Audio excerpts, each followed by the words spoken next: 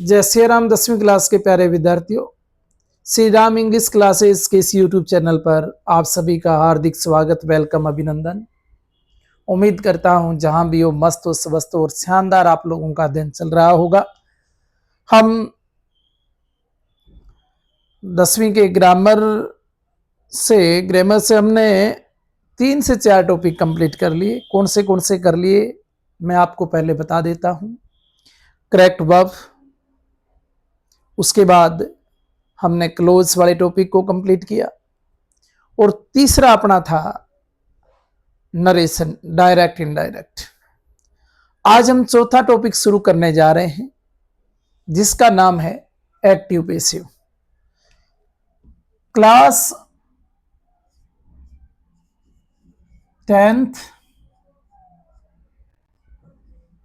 जिस टॉपिक को आज पढ़ना शुरू कर रहे हैं उस टॉपिक का नाम है, हम सेंटेंस सीखेंगे। एक्टिव का सेंटेंस हमें मिलने वाला है और एक्टिव से पैसिव बनाना सीखेंगे।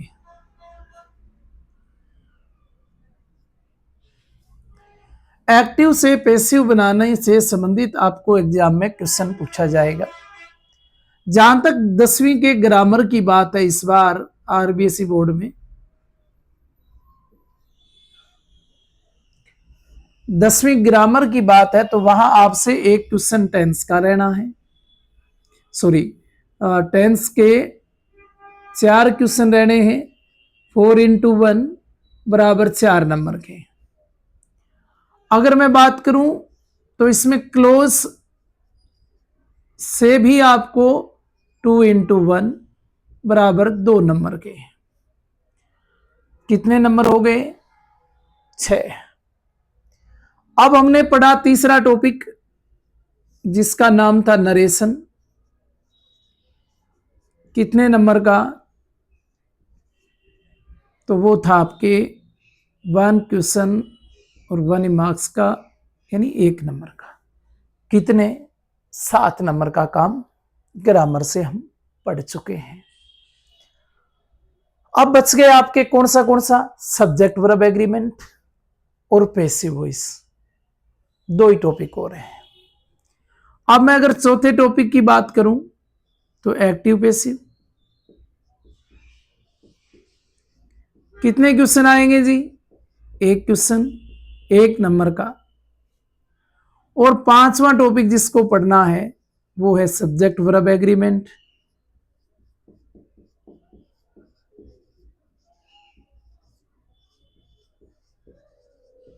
कितने क्वेश्चन आएंगे जी? 2, 1 नंबर का बराबर 10। ये 10 नंबर की ग्रामर है। बस आपको इस 10 नंबर की ग्रामर को इतने अच्छे ढंग से व्यवस्थित रूप से तैयार करना है कि इसमें एग्जामिनर को कहीं मौका नहीं देना कि वो आपका नंबर काट ले। थ्योरी भी तैयार करवाऊंगा, कंपोजिशन पार्ट भी रहेगा, इसका ईमेल है, लेटर है, स्टोरी है, सब करेंगे अपने। लेकिन पहले इस पे ध्यान अपना, इसको इतना स्ट्रोंग बना लिया जाए कि एग्जामिनर को मौका ही ना मिले। सुनना ध्यान से। एक्टिव से पैसिव वाला क्वेश्चन कैसे करते हैं, कैसे आएगा, ये चलो एक साइड में रखें, कोई बात नहीं। एक्टिव से अगर आपको सेंटेंस पैसिव में चेंज करना है,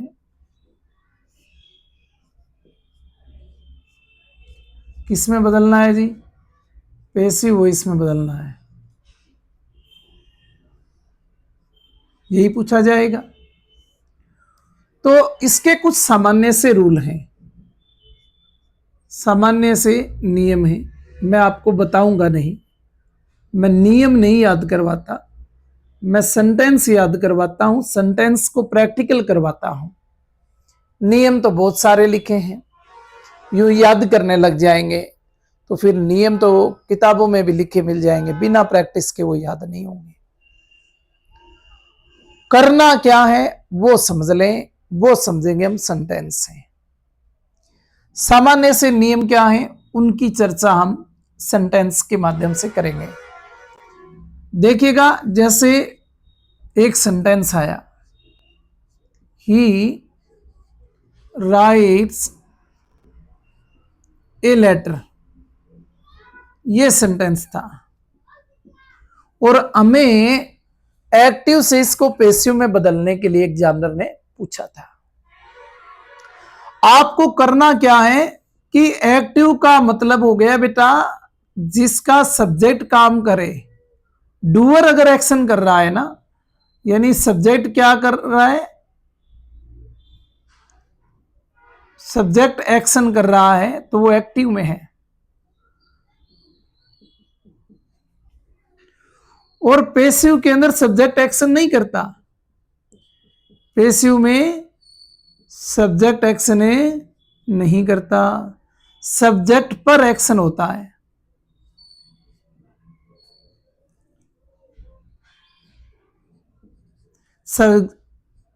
सब्जेक्ट पर एक्शन होता है, सब्जेक्ट एक्शन करता नहीं।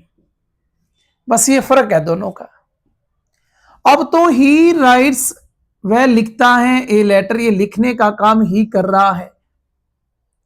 अब हमें ये लिखना है कि ये लेटर उसके द्वारा लिखा गया। तो इसमें अगर आप शुरुआत में पढ़ रहे हैं तो कुछ बातें मुझे आपको बतानी पड़ेगी। पहला काम यही होता है कि इसमें ये ढूंढ लिया जाए कि सब्जेक्ट क्या है। दूसरा काम कि मेन वर्ब इसमें दे रखी है। तीसरा काम इसमें ऑब्जेक्ट दे रखा है। अगर हम इस सब्जेक्ट की जगह इस ऑब्जेक्ट को ले जाएं और ऑब्जेक्ट की जगह सब्जेक्ट को ले आए ना, तो फिर ऑब्जेक्ट सब्जेक्ट पे एक्शन करने लग जाएगा, सब्जेक्ट पर एक्शन होने लग जाएगा। अब तो सब्जेक्ट एक्शन कर रहा है, फिर ऑब्जेक्ट एक्शन करेगा सब्जेक्ट पे। कैसे देखो, ए लेटर को अपने पहले लिख दिया, ए लेटर। अब इसमें तो एलपी वर्ब नहीं है, लेकिन हमें लगानी पड़ेगी। ये कौन से टेंस में है, ये एस या ईएस बता रहा है कि प्रेजेंट सिंपल में है, तो इज एम आर में पैसिव बनता है। ये भी मैं बताऊंगा आपको क्यों कैसे। ए लेटर सिंगुलर है इसलिए इज लिया। वर्ब की हमने थर्ड फॉर्म लिख दी, WRITTEN, रिटन। फिर हमने सब्जेक्ट पे एक्शन करवाने के लिए प्रीपोजिशन का यूज किया, तो बाय, नहीं तो कई फिक्स प्रीपोजिशन होती है वही आती हैं। फिक्स प्रीपोजिशन, एक मिनट आप होल्ड रखना।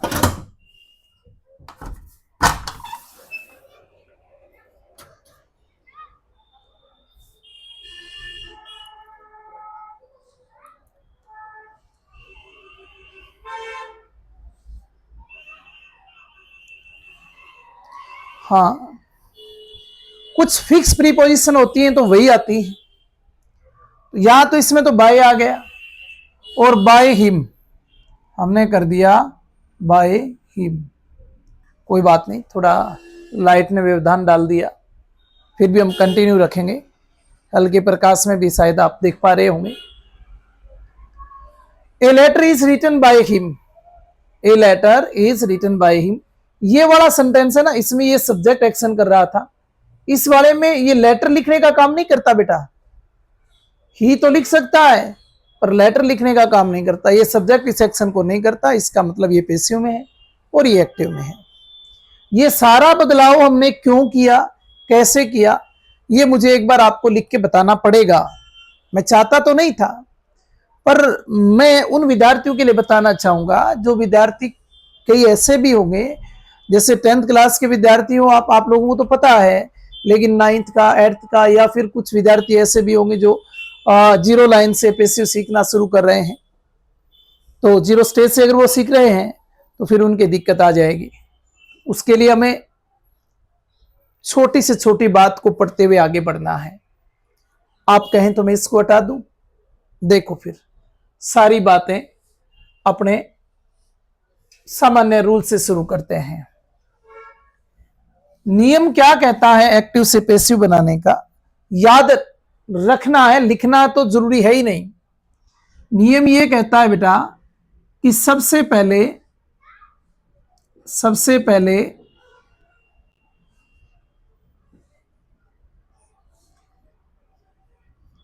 ऑब्जेक्ट का सब्जेक्ट बना के लिखो।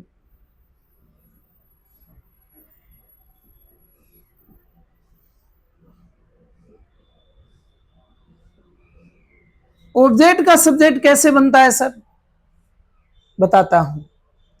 नाउन आएगा तो कोई दिक्कत नहीं, नाउन आ जाएगा, लेकिन यहां प्रोनाउन वाला लोचा है। प्रोनाउन की दो फॉर्म आपको याद रखनी पड़ेगी, एक सब्जेक्टिव एक ऑब्जेक्टिव, वो आपको मैंने नरेशन में भी करवाई थी। अब प्रोनाउन की देखो, मैं यहां लिख रहा हूं सब्जेक्टिव फॉर्म, इसके साथ लिख दूंगा मैं, बाद में अलग अलग नहीं, रूल जैसे लिखते जाएंगे। एक सब्जेक्टिव फॉर्म, दूसरी होती है ऑब्जेक्टिव फॉर्म।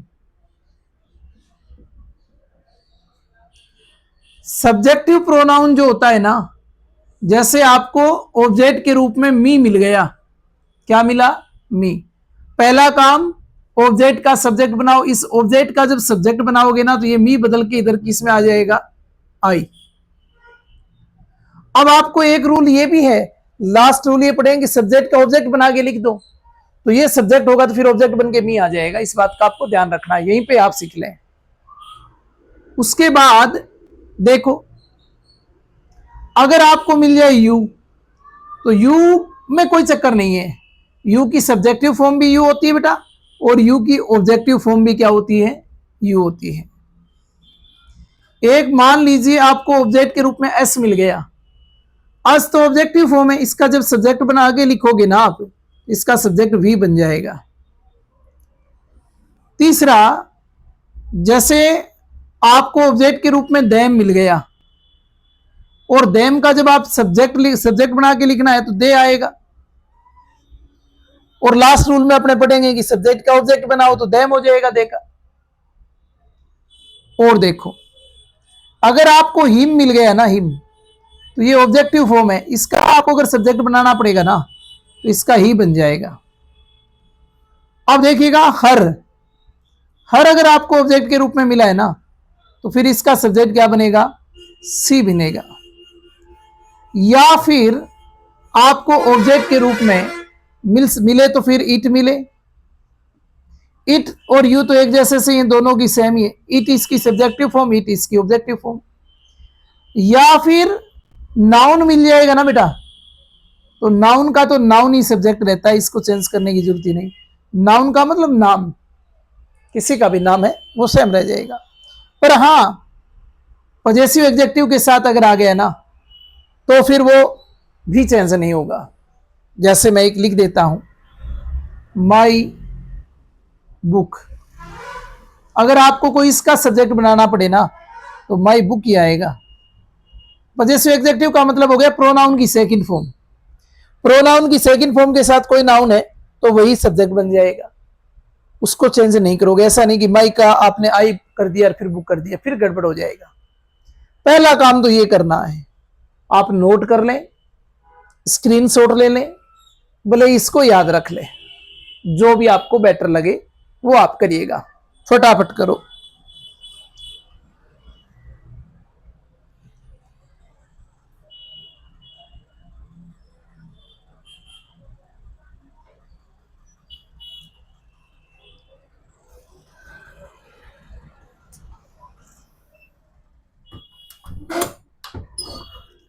अब ये जब आपने देख लिया ना, चलो थैंक्स गॉड,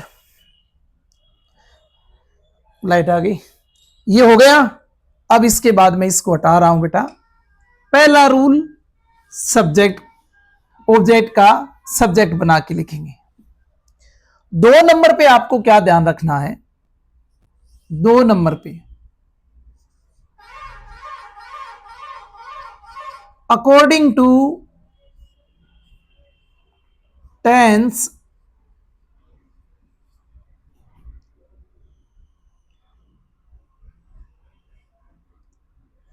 व सब्जेक्ट,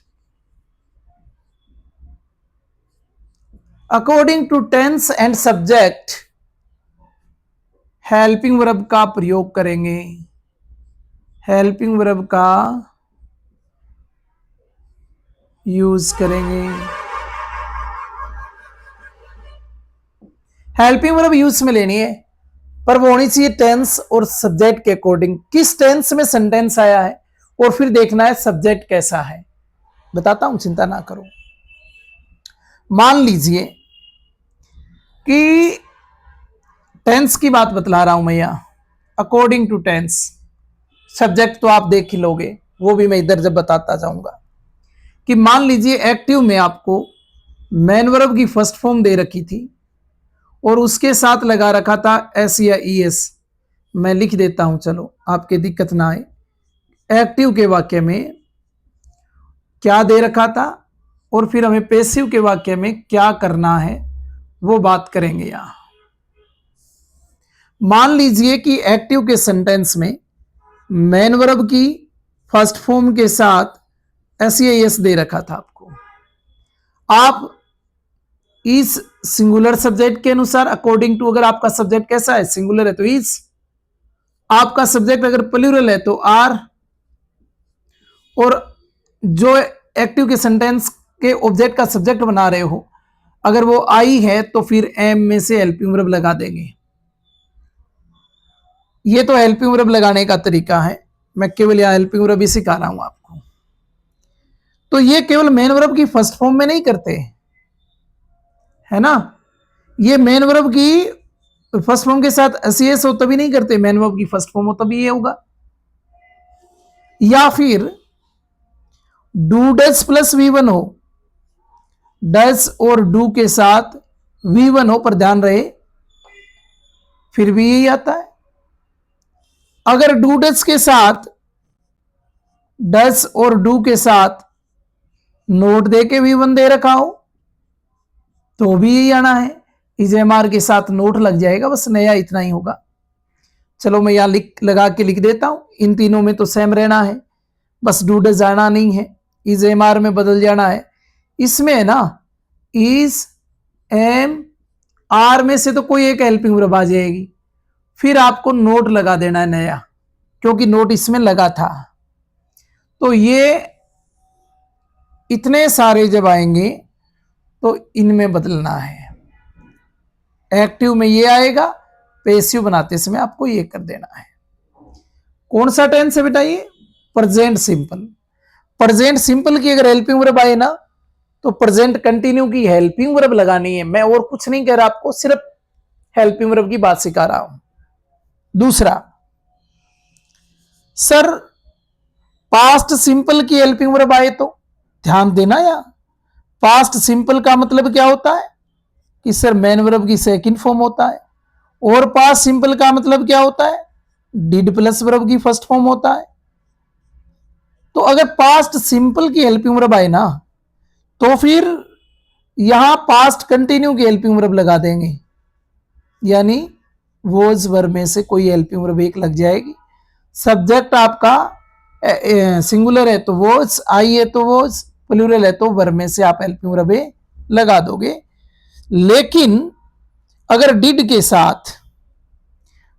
साथ नोट लग जाए तो टेंस तो पास्ट सिंपल ही रहेगा ना बेटा। डिड नोट प्लस V1 आ रहा है, पास्ट सिंपल ही है ना, पास्ट कंटिन्यू में बदलेगा। पर नया क्या है इसमें, नया नोट है तो इसमें भी अपने को नोट लगाना पड़ेगा। प्रेजेंट सिंपल, प्रेजेंट कंटिन्यू की help, past simple, past continue की हेल्पिंग वर्ब। और देखो अब 3 नंबर पे अपने यहां लिखते हैं, और ये लिखा आपने एक्टिव और इधर लिखा आपने पैसिव। अब एक और सिंपल पार्ट कौन सा रह गया, फ्यूचर सिंपल रह गया सर। चलो 3 नंबर को यहां लिख लेते हैं। ये 3 नंबर अपना फ्यूचर सिंपल में क्या आता है बेटा, विल और सेल प्लस V1, यही आता है ना। इसको भी फ्यूचर कंटिन्यू में बदल देंगे। फ्यूचर कंटिन्यू में विल सेल प्लस बी लगाना है, विल बी या सेल बी।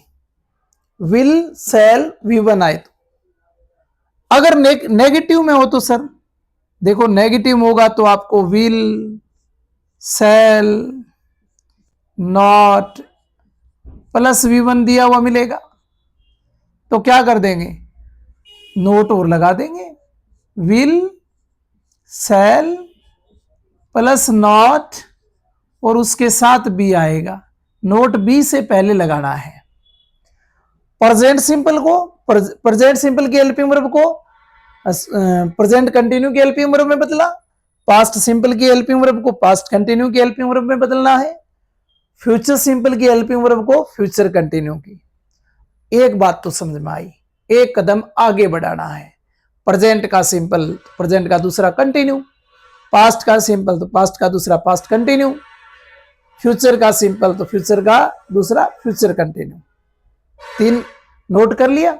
4 नंबर देखो, अब देखते हैं बेटा कंटिन्यू अगर एक्टिव में आ जाए तो ध्यान देना, 4 नंबर पे लिख रहा हूं प्रेजेंट कंटिन्यू एक्टिव वो इसमें आएगा ना, तो बेटा आपको इज में से, एम में से, आर में से कोई हेल्पिंग वर्ब मिलेगी। मैं हेल्पिंग वर्ब की चर्चा कर रहा हूं, बार बार दोहरा रहा हूं। आप इज एम आर में से कोई हेल्पिंग वर्ब मिलेगी, और इज एम आर में से जब हेल्पिंग वर्ब आए ना तो अगले में नहीं जाना है, बीइंग लगाना है। क्या लगाएंगे, इज एम आर में से ही कोई हेल्पिंग वर्ब आएगी, इनके साथ आपको क्या जोड़ना पड़ेगा, बीइंग जोड़ देंगे।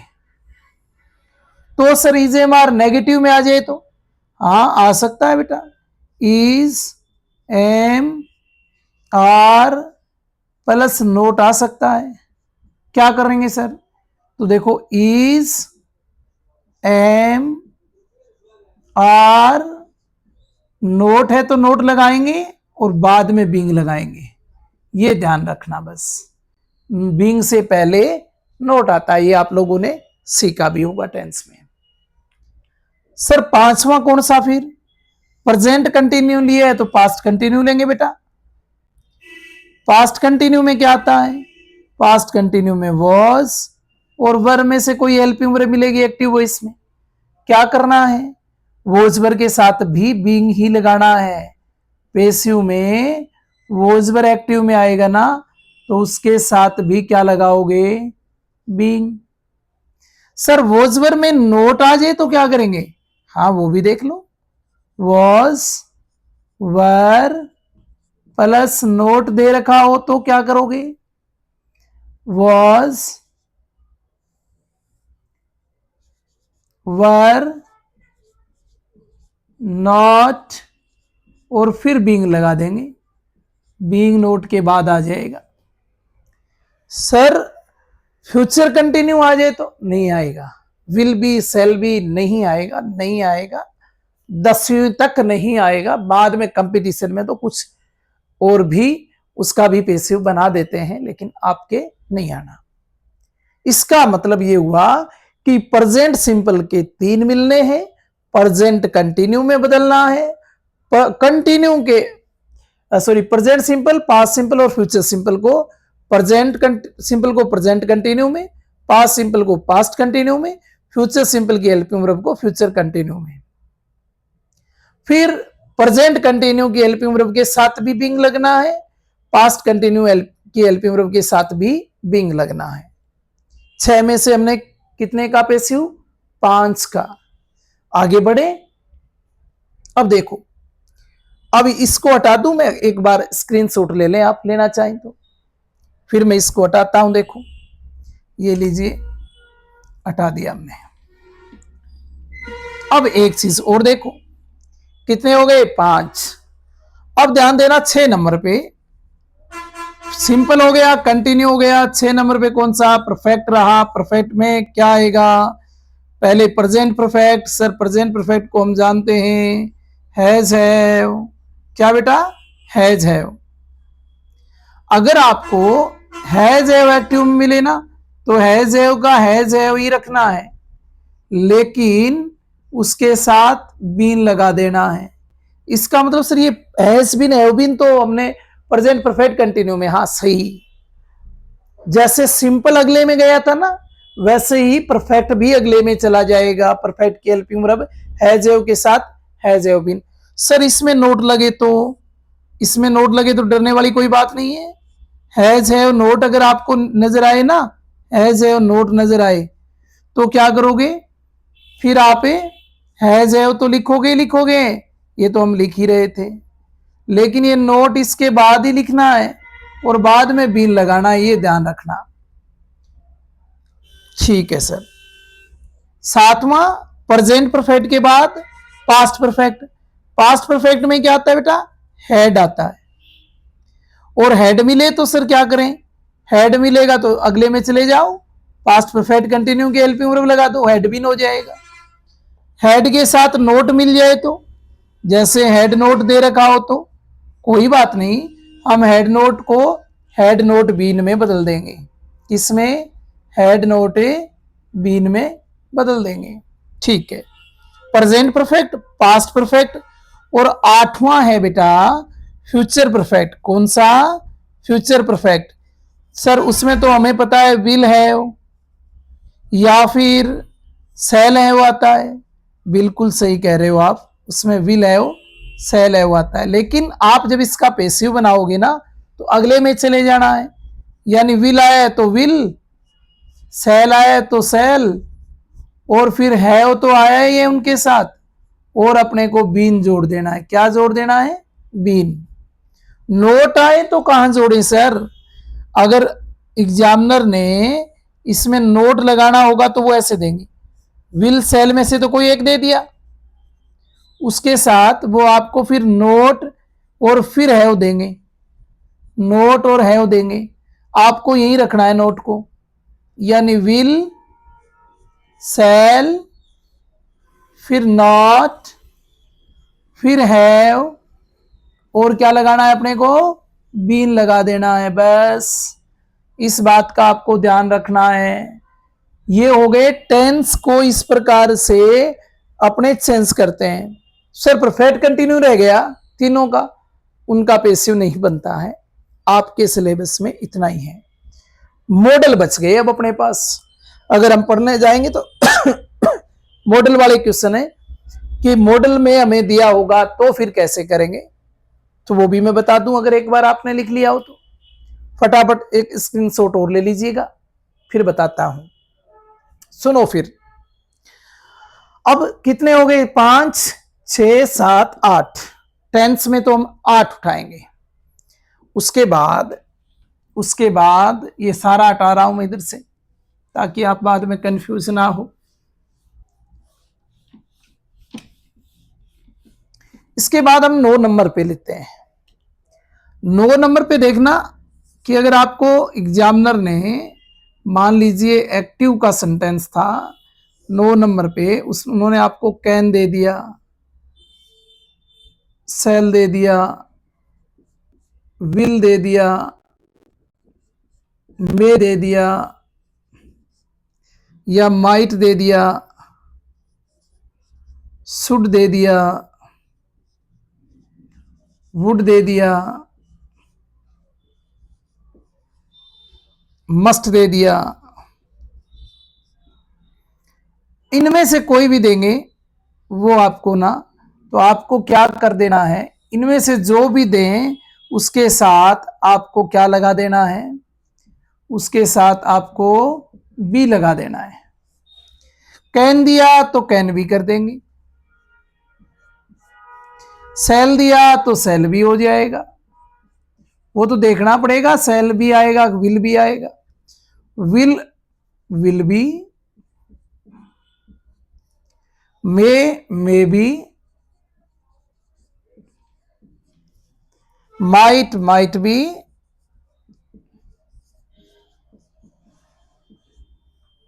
शुड भी,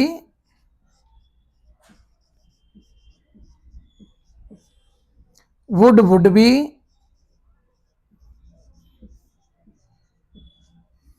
मस्ट भी हो जाएगा। ये दूसरा नियम कहता है अकॉर्डिंग टू टेंस व सब्जेक्ट अपने हेल्पिंग वर्ब का यूज करेंगे। तो ये मैंने आपको तरीका बता दिया कि किस प्रकार से अपने को हेल्पिंग वर्ब का यूज करना है, क्या करना है। तीसरा रूल हटा दूं, ये स्क्रीनशॉट ले लो ताकि आपको अगर लिखना पड़े तो लिख लो। इसको हटा रहा हूं मैं। तीसरे रूल पे चलते हैं। एक्टिव से जब पैसिव बनाते हैं ना बेटा, 3 नंबर काम आपको ये करना है कि मेन वर्ब की थर्ड फॉर्म लिखेंगे, मेन वर्ब की थर्ड फॉर्म लिखेंगे, फर्स्ट दी होगी, आपको थर्ड फॉर्म लिखना है, ये भी ध्यान रखना है। तो ये तो आप लोग कर लेंगे, मैं सेंटेंस में आपको बता दूंगा। 4 नंबर रूल जो है ना, अब इसको अगर सब्जेक्ट का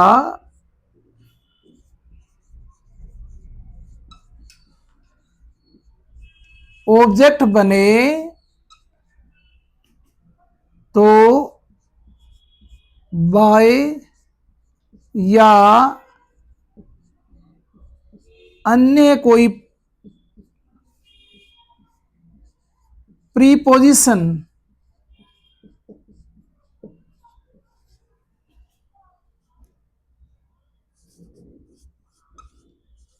अकॉर्डिंग टू, इतना लंबा चौड़ा मत लिखो, फिर बाय लगाकर ये मत लिखो, आप सीधा लिख दो बाय लगाकर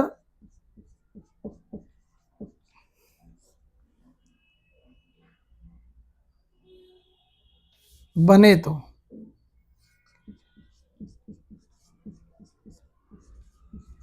बाय लगाकर लिख देंगे।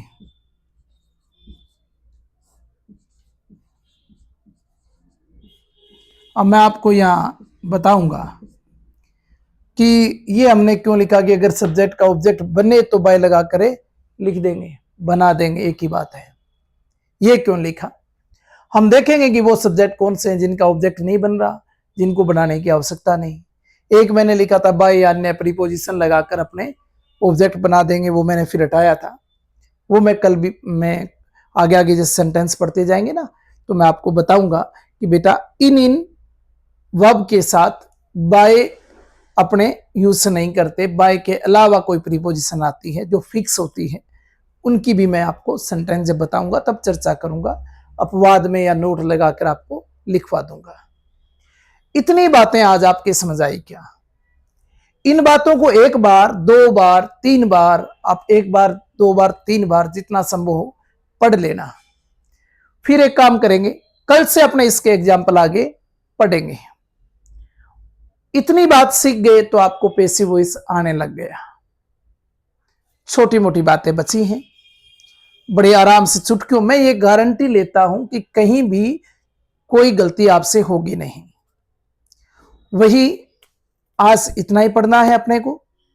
और एक और निवेदन बेटा, बार बार मैं आप लोगों से कर रहा हूं कि आप ज्यादा से ज्यादा इन क्लासों को देखें, और जब आप क्लास देख लें तो इनको लाइक करें, सब्सक्राइब अगर किसी ने नहीं किया है तो सब्सक्राइब करें। देखो सब्सक्राइब करने से आपका कुछ नहीं जाएगा, लाइक वाले बटन को दबाने से आपकी तरफ से कुछ नहीं जाना, और शेयर करने से भी आपको कोई फर्क नहीं पड़ेगा, पर मुझे बहुत ज्यादा फर्क पड़ता है। उससे मुझे मोटिवेशन मिलता है, और बच्चों का मोटिवेशन जब मुझे मिलेगा तो मेरे अंदर अलग से एक एनर्जी आती है। पढ़ाने का यूं रहता है कि मैं एक भी चीज ना छोड़ूं, बच्चों को इधर उधर ताक झांक करने की जरूरत भी ना पड़े।